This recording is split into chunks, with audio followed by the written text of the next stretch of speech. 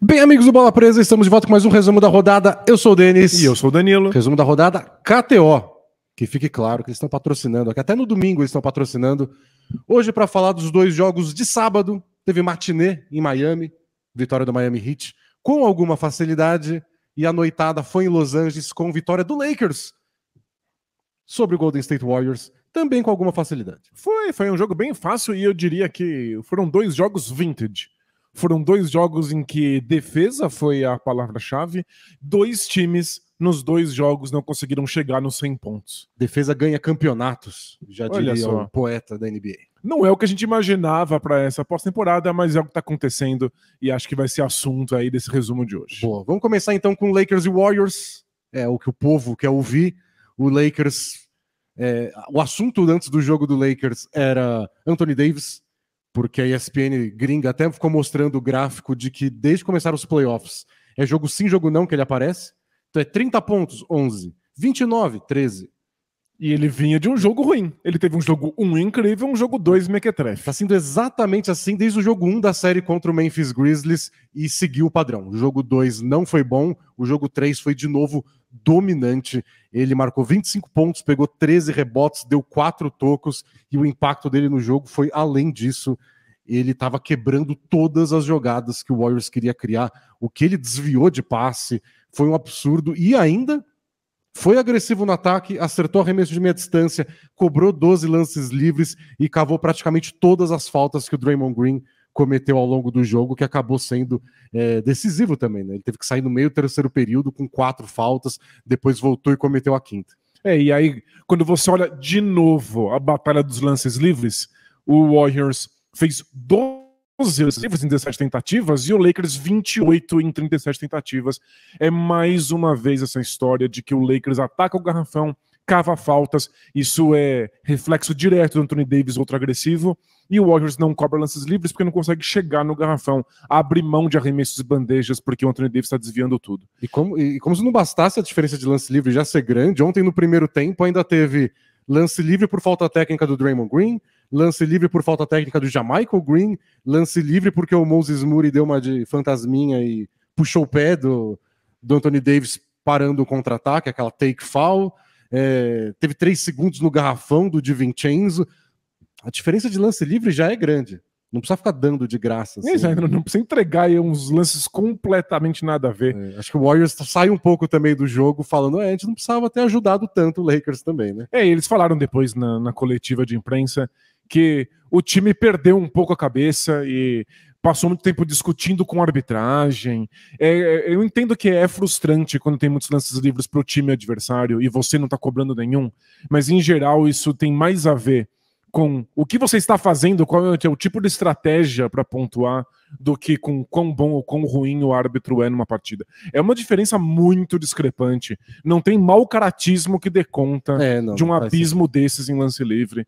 Então, o Warriors realmente perdeu a cabeça e eles falaram que eles não deveriam ter feito isso, que vão ter que ser mais concentrados pro próximo jogo. Se frustraram, né? E o jogo tava bom para eles. O Lakers começou bem, quer dizer, o D'Angelo Russell começou bem no ataque, acertou 3 bolas de 3 logo nos primeiros minutos. O Lakers abriu acho que 7 pontos de vantagem.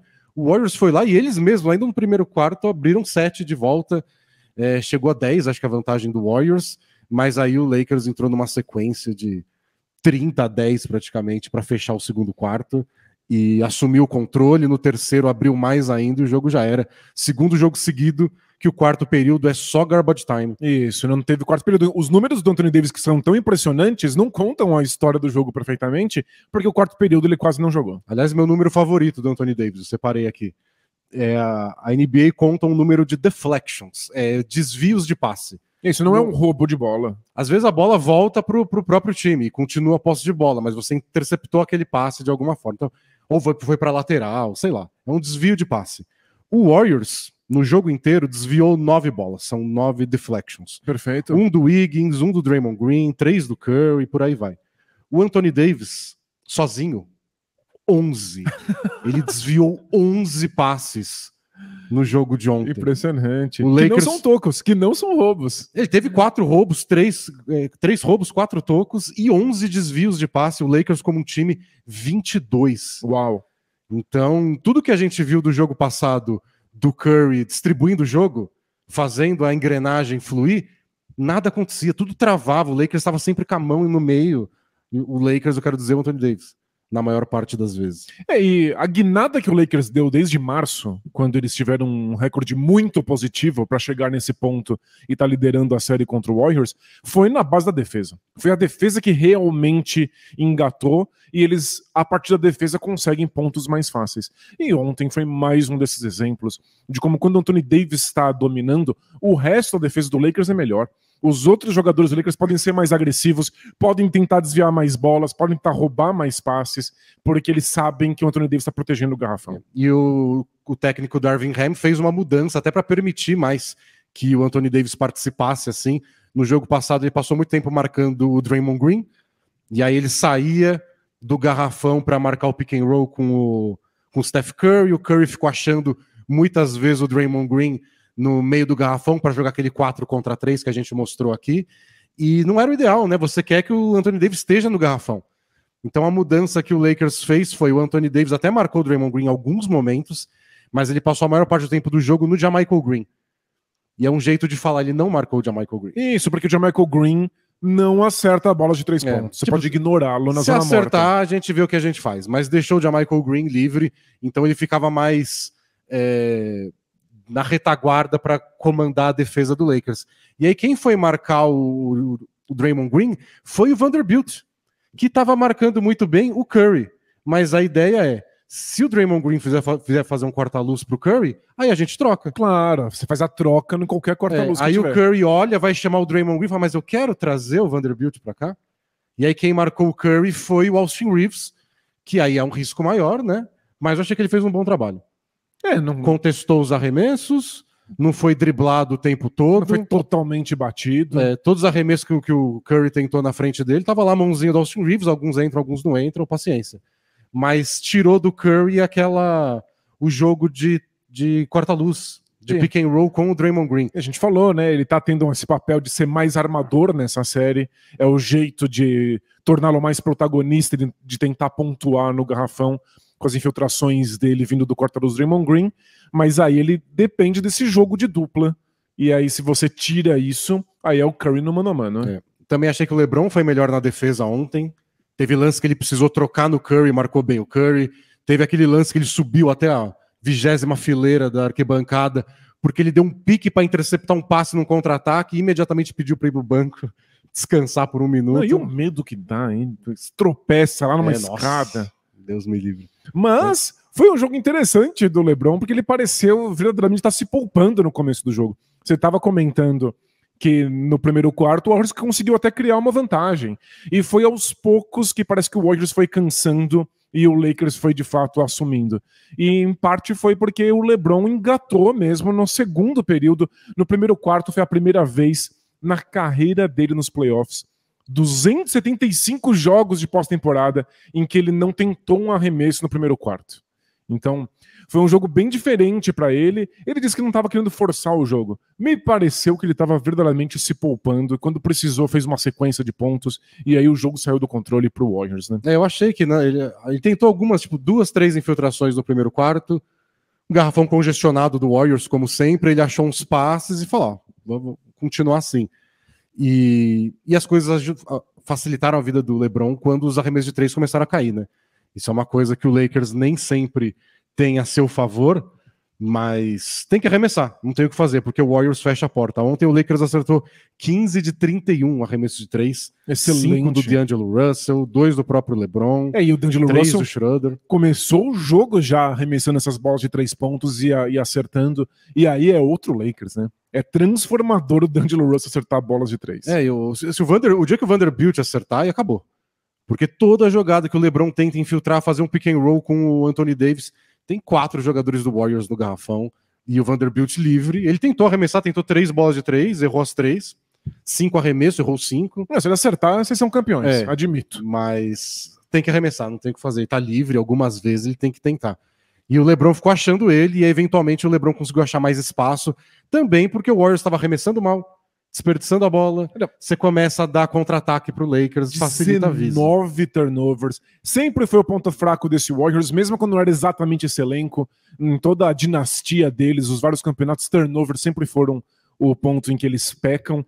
19 turnovers, é muito difícil vencer um jogo depois. E como sempre, é um misto das duas coisas. Tem turnovers que é ótima defesa do Lakers, tem uns que o Warriors jogou fora. Isso. Um passe que o Curry deu pro Klay Thompson, o Klay Thompson estava correndo, nem viu a bola passar do lado dele. É tentar acelerar demais, e você tenta acelerar ainda mais se você não consegue lidar com a defesa de meia quadra do oponente. Então, se o Warriors já gosta de uma correria, enfrentando o Anthony Davis, eles tentam correr ainda mais. Eventualmente, você se desconecta nesse processo. E outra coisa que funcionou antes da gente ver os lances pro Lakers na defesa de meia quadra foi outra mudança de rotação do Darvin Ham, que foi colocar o Lonnie Walker. O Troy Brown não entra mais, o Malik Beasley já estava entrando cada vez menos. O Lonnie Walker entrou bem, fez 12 pontos, acertou 2 bolas de 3. Ele teve uma boa temporada defensiva pelo Lakers. Acertar essas bolas de 3 é que é novidade. Né? E ele foi perdendo espaço porque primeiro chegou o Schroeder, depois chegou o D'Angelo Russell, ele teve uma fase ruim, teve uma fase que ele ficou machucado, acabou perdendo espaço, mas ele é bem ativo, energético e funcionou para ficar perseguindo o Klay Thompson em corta-luz, coisa que, por exemplo, o Hachimura sofreu no começo do jogo. E o Lakers teve que limitar um pouco esse duelo. Quando o Lonnie Walker entrou, o Lakers deixou um pouco de sobrar o Klay Thompson e o Jordan Poole livres. Pois é, o Hachimura tem dificuldades de movimentação, sempre teve. Ficar perseguindo o jogador do Warriors por corta-luz é trabalhoso para qualquer um. E quem diria que o Lakers tem profundidade para colocar a gente para caçar os dois, né? E eu separei pra gente assistir alguns dos erros do Warriors somados com a defesa do Lakers, que fizeram bastante a diferença, e depois um pouco do LeBron e do Anthony Davis atacando, LeBron criando situações para os outros no garrafão, e o Anthony Davis punindo o Draymond Green. O ajuste da semana do jogo passado foi o Draymond Green marcou o Anthony Davis e ele não conseguiu deslanchar. Bom, não tem muito segredo às vezes. Vai lá, enfrenta o cara e faz melhor. Claro. O Anthony Davis ontem, pelo menos ontem, conseguiu. Boa, vamos assistir então. Aqui a gente perde um pouquinho do começo da jogada, mas dá pra ver que o Vanderbilt tá trocando com o Austin Reeves. E aí é o que a gente comentou. Fizeram a jogada do jogo passado, nenhuma vantagem pro Draymond Green, e agora o Vanderbilt marcando o Steph Curry, ele devolve, recebe de novo, e quando infiltra, Anthony Davis. Muito difícil. Um pesadelo enfrentar esse cara. E agora, quando na transição o Anthony Davis teve que marcar o Draymond Green, tá aí os desvios de passe, atrapalhou, mais um toco. É muito difícil enfrentar esse cara. Como eu disse depois do primeiro jogo, é o cara que consegue estar em 2 lugares ao mesmo tempo, e é aí que ele tomou o puxão no pé.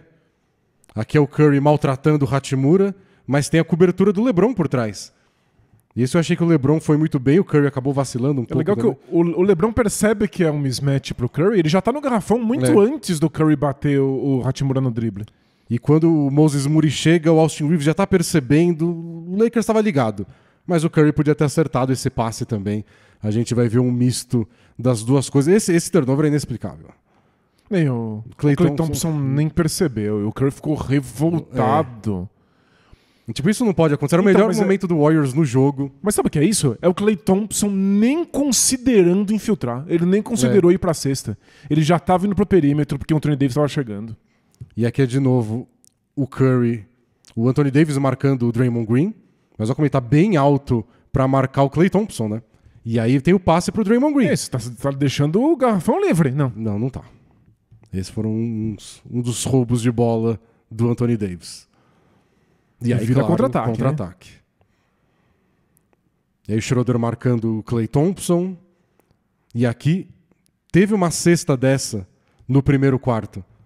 Então você deixa o Anthony Davis marcando o Kevin Looney ou o Jamichael Green, mas e o que vai acontecer nas costas do Anthony Davis? Nada. Tem o LeBron aí na cobertura e tem o próprio Anthony Davis. Saiu uma cesta assim no primeiro tempo, mas foi só uma. Isso, o Lakers se ligou depois. Aí o Curry marcado pelo Austin Reeves. Achei que foi esse tipo de marcação que o Austin Reeves conseguiu. Não é espetacular, mas é contestado. O Curry acerta essas bolas. Curry acerta algumas dessas, mas vai lá, atrapalha e... Livre não tá. Isso, O LeBron teve que trocar no Curry, fez um ótimo trabalho. Olha como foi difícil essa bandeja. E o Anthony Davis não deixou um rebote pra ninguém. E aí a defesa ligada, volta o Austin Reeves, intercepta o passe do Anthony Davis. O Anthony Davis não deixando a bola chegar limpa no Looney. Todo mundo muito ligado. Era pra ser um arremesso, né? O Austin Reeves se recuperou, ele tenta o passe pro Looney, o Anthony Davis tá ligado.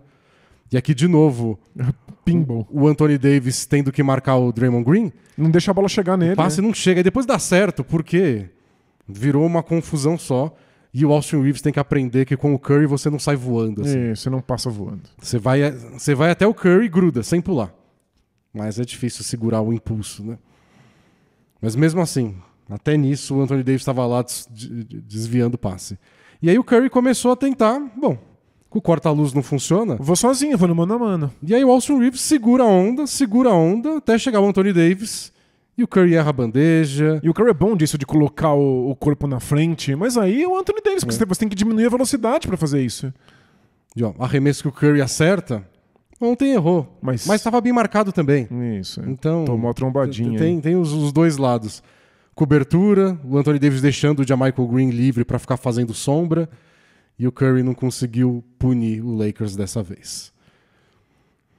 E aí um pouco do ataque do Lakers, dá pra ver como o LeBron, até quando tentou ser mais agressivo, é só muita gente, né?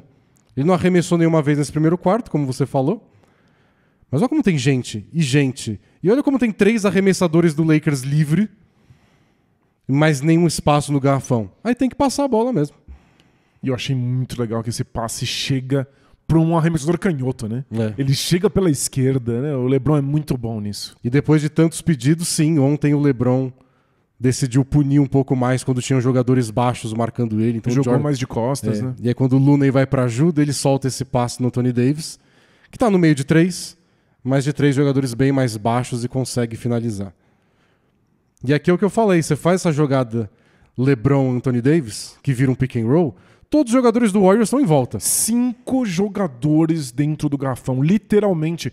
Até quem tá com um pé só, são 3 jogadores com um pé inteiro dentro do garrafão. Aí você tem que passar para algum lugar, de novo, o D'Angelo Russell.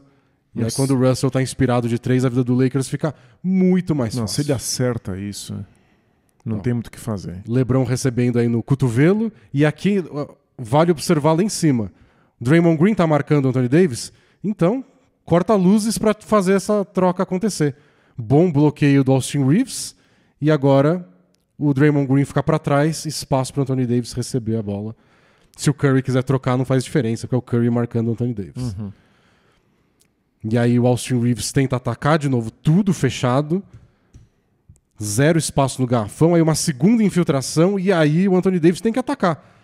Tem 2 na frente? Tem, mas força um contato, né? E aí ele cavou uma falta, essa foi do Jamichael Green. E aqui de novo, ó, não tem muito espaço. Mas ele ataca. E aí falta do Kevin Looney. De novo congestionado, recebeu, você e o Draymond Green tem que dar um jeito. E essa foi uma jogada essencial. O Lakers tinha acabado de empatar o jogo, marcaram falta de ataque, o Lakers desafiou, venceu o desafio, foi a terceira falta ainda no segundo quarto do Draymond Green, que teve que sair do jogo. Não, era pra ser uma falta do Anthony Davis, né? Ao invés disso, vira o Draymond Green, você ainda ganha 2 lances livres, né? É demais. E olha os 3 jogadores em volta do LeBron no garrafão. Engraçado até. Mas ele passa pro Anthony Davis, que já ataca, e aí deram falta de defesa do Draymond Green, e foi a vez do Warriors desafiar. E perderam. Não ganhou o desafio. Então foi a 4ª falta do Draymond Green no comecinho do terceiro quarto. E um pouco mais tarde, faltando ainda 7 minutos para o fim do terceiro quarto, o Anthony Davis recebe a bola de frente para o Draymond Green e ataca. Ao invés de parar na cabeça do garrafão e arremessar, como muitas vezes é a norma, ele só tenta bater para dentro. E aí, se o Draymond Green perdeu esse duelo com o Anthony Davis, fica só muito difícil para o Warriors ganhar a partida. Na Conferência Leste, o Miami Heat abriu 2-1 contra o New York Knicks. Jimmy Butler, como previsto, voltou. Parecia que o tornozelo dele estava melhor que o meu, certamente. Ele deu um sustinho ali, que teve uma hora que ele caiu meio torto e o pé deu uma escorregada. Ele deu uma sentida momentaneamente, mas parece que tá tudo ok. O Quickley, Emmanuel Quickley do Knicks, que saiu depois com o tornozelo torcido também. Mas o Heat começou bem o jogo, abriu uma diferença e ficou abaixo de 13 em algum momento depois? Eu não lembro. A partir do momento que o Duncan Robinson acertou uma bola de 3 pontos no comecinho do segundo quarto, em nenhum momento o Heat ficou com menos de 10 pontos de vantagem no placar. Foi. A gente não parecia que estava decidido assim. O Knicks às vezes dava uma reação, caía para 13, 12, mas nunca veio o próximo passo. Totalmente sob controle do Heat o jogo. E o Heat está dominando, parece que tudo, né? O ataque do Heat parece ter mais facilidade, a defesa do Heat parece mais à vontade, o banco do Heat parece melhor que o do Knicks. É inacreditável. E se a gente falou da defesa do Lakers, a defesa do Heat foi espetacular, sufocou o Knicks, que é um dos melhores ataques da temporada. O ataque do Knicks não encontrou nenhum tipo de resposta, mas admito que a defesa do Knicks foi muito boa também. Também atrapalhou bastante o ataque do Heat, e aí foram os dois times com muita dificuldade de pontuar. Mas a defesa do Heat parece um pouco melhor e o ataque do Heat parece um pouco melhor também. E aí fica bem complicado. Eu acho, a minha sensação vendo o jogo foi que a defesa do Knicks vacilava de tempos em tempos. A do Heat é muito certinha. Teve uma infiltração, por exemplo, o Knicks estava com muita dificuldade de entrar no garrafão do Heat. E o Heat, pelo contrário, pontuou muito no garrafão do Knicks para abrir a diferença inicial. E aí tava lá batalhando para cortar a diferença. E aí o Jimmy Butler tentou uma infiltração, não sei se você lembra dessa, que acabou sendo uma cesta e falta, que o Julius Randle tira o corpo. Tipo, tá no meio de 3 o Jimmy Butler. Fala, aí vai ser difícil. Aí o Julius Randle, não sei se é medo de falta, eu não acho sei que se é deu essa questão. uma pane mental, ele tira o corpo. E aí o Jimmy Butler sobe e faz a cesta. Teve depois 2 erros seguidos do Quickley, um que ele toma uma finta meio boba do Lowry, e outra que ele acha que tem cobertura e não tem, aí tem uma bandeja livre, não lembro de qual jogador do Heat. Então, de tempos em tempos, parece que alguém do Heat, do Knicks, fala, putz, essa deixei passar. Do Heat não, parece que 48 minutos de tudo funcionando direitinho. Mas essa de tirar o corpo eu acho que faz sentido, porque o Knicks estava com muito medo de colocar o Heat de novo na linha de lances livres. O Knicks acertou 16 lances livres nesse jogo. O Jimmy Butler sozinho acertou 10. Então é muito complicado, porque como você bem disse, a defesa do Heat força o Knicks a arremessar bolas de 3 pontos. Entrar no garrafão é impossível. E o Heat vai dando jeitos de infiltrar, e isso vai gerando lances livres. E aí, como os dois times não conseguem pontuar muito, acertar lance livre faz toda a diferença. A porcentagem de aproveitamento dos arremessos desse jogo foi uma coisa inacreditável. Eu separei pra gente ver. Ó. O Heat acertou 39% dos arremessos gerais. O Knicks, 34%. É muito baixo. Né? O Heat, 22% dos arremessos de 3 pontos. O Knicks, 20%.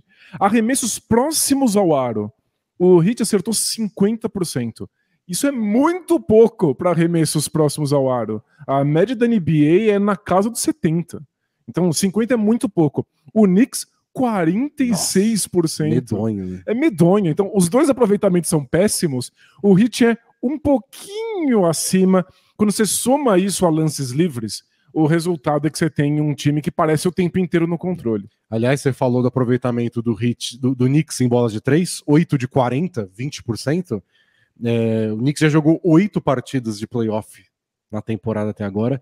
Em 7, eles não passaram de 33% de aproveitamento. Nossa, é muito pouco. A exceção foi o jogo 2 aí dessa série, quando eles ganharam do Heat. Arremessando quantas bolas de 3, você lembra? Foi um absurdo. Quase 60% dos arremessos deles foram de 3 pontos. E o aproveitamento foi um pouco melhor, eles ganharam. Mas pro Heat vai assim, ó. São 8 jogos. Em 7, vocês não passam de 33. A média da NBA em geral é 35. O ideal é ter pelo menos 36, 7. Tá bom, fica aí. A gente vai fazer um acampamento no garrafão. E foi isso. E aí o Knicks foi desafiado a dar 40 arremessos de 3 pontos, acertou 8. O Jalen Brunson errou todos os 5 que tentou. O Julius Randle, todos os 5 que tentou. E é isso. O Heat tá realmente pagando para ver, mas a gente tem que tomar muito cuidado com esse discurso do pagar para ver, porque às vezes parece que é você deixar o adversário completamente livre para o arremesso. Não é o caso do Heat. O Heat dá mais espaço para essas bolas, mas sempre corre para contestar. Então, eu separei várias jogadas pra gente ver o Knicks arremessando e errando as bolas de 3. Nunca é um arremesso inteiramente livre. É que é um arremesso com um único marcador em movimento, correndo em direção ao arremesso. Não é os arremessos no garrafão, que aí tem 4 jogadores bem posicionados, todo mundo cercando o caminho pra cesta. Mas eu cheguei a ficar ontem durante o jogo, falei, mas Tem ninguém que o Thibodeau pode colocar aí pra dar uma força? E tem os dois jogadores que nunca entram, né? Que é o Derrick Rose e o Evan Fournier. O Derrick Rose, o forte dele não é arremesso de 3, nunca foi. Mas pensei, será que no desespero, no próximo jogo, com o Heat prestes a abrir 3-1 na série, o Thibodeau não fala: Fournier, eu sei que faz aí 6 meses que eu te abandonei no fundo do banco de reservas, mas houve uma época que você arremessava bem de 3. Só pra, sei lá, acertar 2, 3 bolas e deslanchar alguma coisa, porque a sensação é que os jogadores estão em quadra não acham resposta nenhuma. Não, Eu comecei a ver olhar no fim do banco, alguém tem que fazer alguma coisa. Tipo, a gente chegou no nível meio caricato de que o primeiro arremesso que o Knicks acertou, que não era dentro do garrafão, foi no meio do segundo quarto. Não é nem uma bola de 3. É uma bola que você não esteja pisando dentro do garrafão. Foi uma bola super difícil do Jalen Brunson, né? Contestada, não foi nem fácil. Assim. Então, o Knicks não consegue acertar os arremessos minimamente de longe, e aí é obrigado a acertar arremesso do garrafão, e os arremessos do garrafão são muito bem marcados pelo Heat. O Knicks só estava conseguindo pontuar porque conseguiu alguns arremessos de transição. Algumas bandejas e infiltrações que vieram no contra-ataque, porque a defesa deles também estava dando trabalho pro Heat do outro lado. Mas os dois times, como a gente já comentou no começo da série, não são dos mais velozes. Né? Não, são times que jogam bem devagar, com poucas posses de bola por jogo, e eles estão até tentando correr um pouquinho mais os dois lados, porque é quando você pode enfrentar defesas que não estão tão bem posicionadas. Mas não é a identidade dos times, eles não gostam de fazer isso. Se possível, eles tentam dar uma parada, e uma parada eles sofrem a pontuar. E aí, o Jimmy Butler tá tendo mais resposta, tá conseguindo entrar mais no garrafão, cavar muita falta, forçar muito contato, enquanto o Knicks só não tem conseguido sucesso nisso. E acertar mais arremessos difíceis do que Brunson e Julius Randle. Né? Randle até achei que exagerou ontem. Tinha algumas oportunidades que alguém estava livre, ele com marcação dupla, e ele tentou arremessar mesmo assim. O Jimmy Butler não, ele recebeu mais marcação dupla, mas distribuiu melhor a bola. Mas eu acho muito importante. O Jimmy Butler, ele contesta, ele tenta chegar na cesta, mesmo que esteja lá o Mitchell Robinson na frente dele. Se ele não tá em marcação dupla, ele tenta arremessos difíceis. Porque esses arremessos difíceis muitas vezes colocam ele em situação de cobrar lances livres, ou criam um espaço para ele dar uma assistência. Eu acho que o Knicks muitas vezes ou tenta um arremesso completamente absurdo com marcação dupla, ou abre mão de tentar infiltrar porque o garrafão tá muito congestionado. Então, o Jimmy Butler é mais capaz de impor a vontade dele do que parece que o time do Knicks inteiro somado nesse momento da série. É verdade. E aí eu separei jogadas pra gente ver Knicks errando arremessos, a defesa que o Heat usou e como o Heat conseguiu pontuar a volta e meia. Vamos ver. Jimmy Butler com a bola, atacando o drop do Mitchell Robinson. Como você disse, Danilo, ele chega perto e dá um jeito. Isso. Ele consegue chegar no garrafão. Essa é a grande diferença. Se ele não conseguir essas bandejas, ele pelo menos cava algum contato.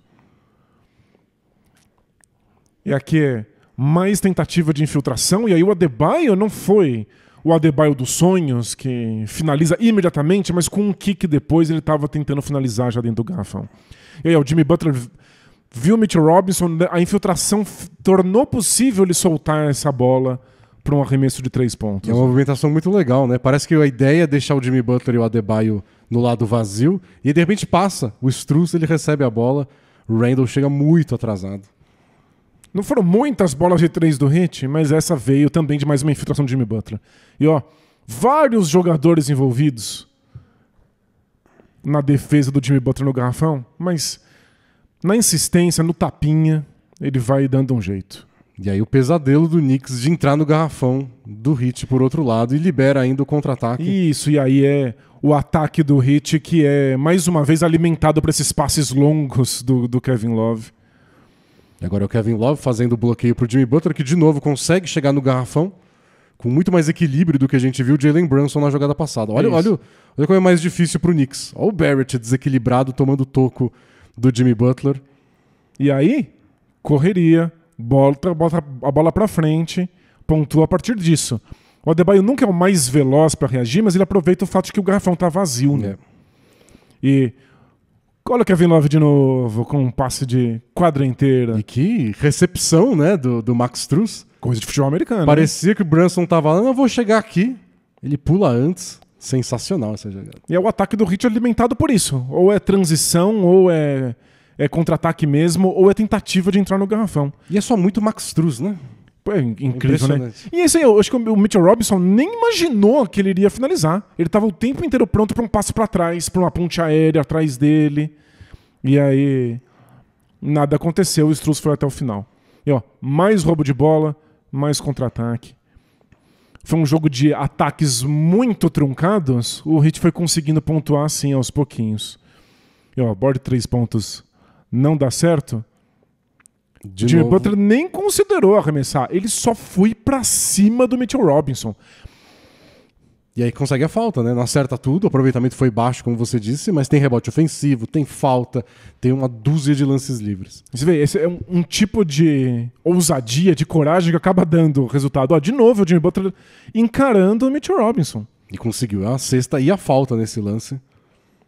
E não é recomendável, né? Tipo, ele tromba no pivô adversário, para de driblar, não tem pra onde ir. Como é que dá um jeito desse? Impressionante. Ele inventa ataque sozinho. E os lances livres foram vindo de brinde, né?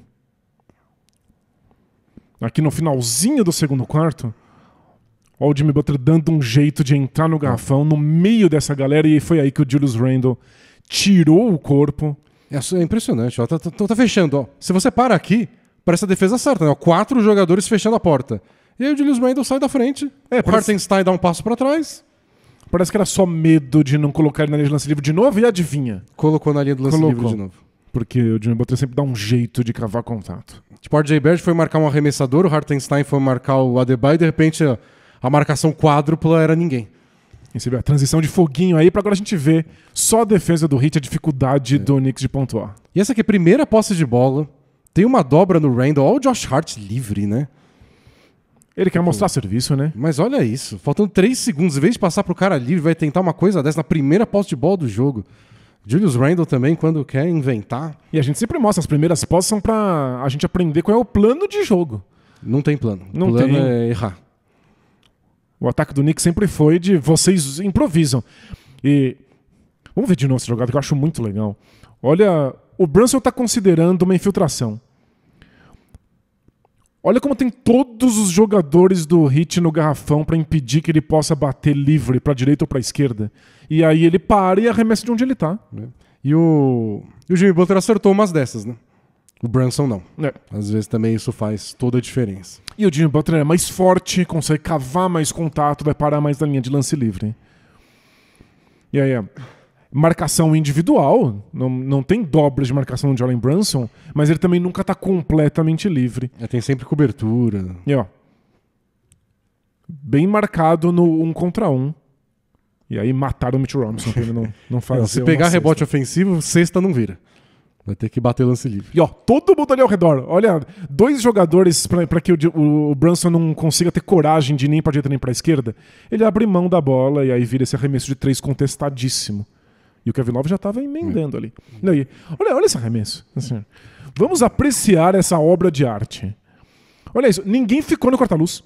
Então o Adebayo nunca deu espaço. O Randle só resolveu que ele ia arremessar mesmo assim para cavar algum Depois contato. Foi na marra de novo. Não, o Julius Randle joga assim, não tem o que falar. É que nos playoffs não dá certo. Mas ele é esse trem descarrilhado, ele tenta a todo custo. Não é um arremesso no garrafão porque não tem como entrar, vira um arremesso de meia distância e o Brunson tá sempre marcado, tem sempre alguém ali perto. E aí, mano a mano do Randle contra o Adebayo. Dá pra ter um arremesso mais desequilibrado que esse? Só se der uma cambalhota. E o Adebayo é muito bom, né? Então, não é o matchup ideal. Rara dobra que aconteceu no Jalen Brunson. E aí, o Knicks tem um jogador a mais, esse passe pro garrafão, o ponto é no garrafão não vai rolar. E aí o Jimmy Butler é muito bom em contestar essas bolas embaixo, na linha da cintura. Tá acabando o primeiro quarto, o Knicks tem 16 pontos. E foi quando acabou o jogo, né? Eles perderam a vantagem aí e não alcançaram mais. E aí deu tudo errado nessa jogada, o passe foi desviado, não dá pra infiltrar no garrafão, aí o passe não chegou na zona morta, aí o Julius Randle fala, tudo bem, eu adoro um mano a mano difícil desses. Ele só não acertou nada. E faltavam 2 segundos, né? Tinha que tentar alguma coisa. E aí, o Jimmy Butler contra o Brunson, ele teve que abrir mão do arremesso. E aí isso nem vira uma infiltração para um outro jogador, nem uma bola de 3 livre. Não tem tempo, né? Ele tem que arremessar desequilibrado o Josh Hart. E aí, de verdade, é o Duncan Robinson arremessando. Defendendo. E mesmo assim é um trabalho digno. De novo, o Brunson não consegue nada, né? São 3 defensores nele, e aí é uma bola de 3 pontos que não é livre. E a gente tá dizendo, o Heat convida o Knicks a arremessar de 3, mas não é um arremesso totalmente sem marcação. É sempre desequilibrado, né? E agora o Caleb Martin pulando, contestando o RJ Barrett. É isso que é um convite que não é um arremesso sem ninguém na proximidade. Maldição bola presa KTO. Ontem não faturamos. Não. Não confiamos no Lakers. Você não confiou no Lakers, eu não faço nada. Meu streak aí de palpites certeiros nos jogos do Lakers morreu. Já são 2 erros seguidos, sinto muito. Hoje temos os outros 2 jogos, né? No leste, Sixers e Celtics. E a KTO não tá muito otimista não, Danilo. É mesmo? Porque é o jogo 4 na Filadélfia. Se o Sixers não vence hoje 3-1 pro Celtics com mais 2 jogos em Boston, é meio que já era. Mas o Celtics é favorito pela KTO. Paga 1,74 para cada real apostado contra 2,10 dos Sixers. Olha... É que a gente viu 2 jogos muito parecidos do Celtics. E aí passou a impressão que o Sixers não tem resposta, que o James Harden não tem resposta. O Jeff Van Gundy falou na transmissão ontem de que quando um time ganha 2 seguidos numa série de playoff, parece que já era. E fica pior quando é 2 seguidos tão próximos, que parecem, né, em estilo de jogo tão idênticos. Bom, na outro jogo, Phoenix Suns favorito, mas não por muito, bem parecidos os números. Também 1,74, assim como o Celtics. O Nuggets paga 2,15. O Nuggets chegou perto de ganhar o jogo passado. É verdade. O Devin Booker precisou de uma atuação fora de série, mas a gente falou também, né? Às vezes você precisa de um jogo assim, fora da curva, só para sobreviver, e no próximo o resto do time aparece. É que o resto do Suns já são 3 jogos que eles não deram muito as caras nessa série contra o Nuggets. Eu tô com a impressão que o Suns só ganha se tiver de novo atuações épicas, e pode ter até o final da série e sair campeão. Só é muito difícil. Eu apostaria no Nuggets hoje. E no outro jogo? No outro jogo eu tô achando que dá Celtics também. Sixers. O que coloca em má situação a nossa aposta anterior a longo prazo de que a série ia ter 6 jogos. Celtics e Sixers iria 6 jogos. Nossos R$3 viram 11,22 se a gente acertar. Gostei. Parece digno. Não parece nem biruta, nem muito comedido. Eu gosto dos Sixers. Queria que o Sixers ganhasse hoje. Vou torcer pro Sixers, mas... Harden, acorda aí, filho. Faz favor. Gosto muito do James Harden por motivos evidentes, como torcedor do Houston Rockets.